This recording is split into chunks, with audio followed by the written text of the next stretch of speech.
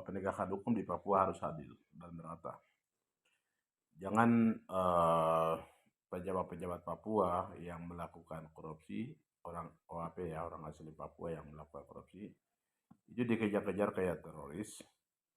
Tetapi non Papua yang melakukan korupsi itu dilindungi, sekalipun itu ditetapkan sebagai tersangka juga dilindungi.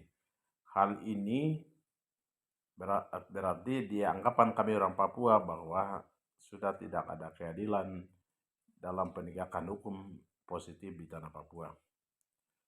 Sehingga harapan kami agar kalau siapapun yang melakukan korupsi, entah dia rambut lolong kah, rambut keriting kah, kulit hitam, kulit putih, harus adil penegakan hukumnya. Apalagi kalau sudah tersangka, harus KPK turun ambil dan proses hukum lebih lanjut.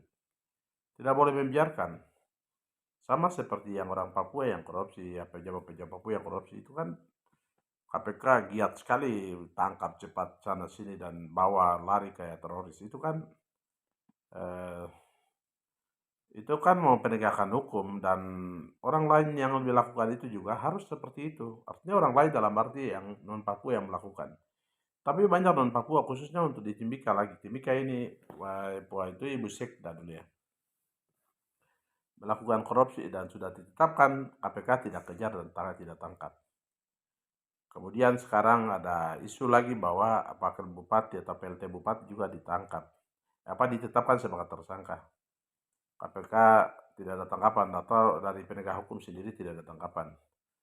Di sini artinya bahwa orang Papua, kalau hal-hal seperti ini terjadi, berarti orang Papua betul-betul merasa bahwa orang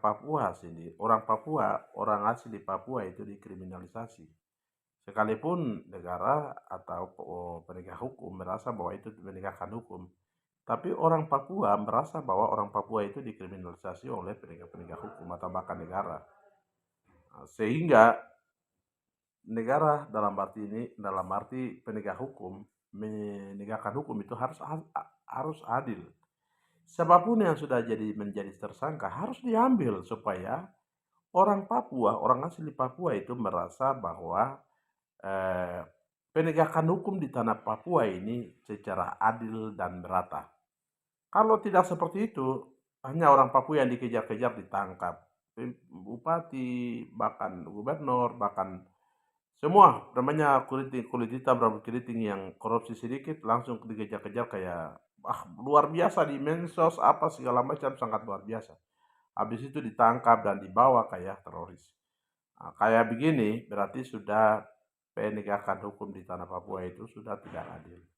Dan anggapan orang Papua bahwa negara menegakkan hukum di tanah Papua itu tidak adil dan tidak merata, justru negara melakukan kriminalisasi terhadap pemimpin-pemimpin orang asli Papua. Ini yang kesan yang terjadi saat ini.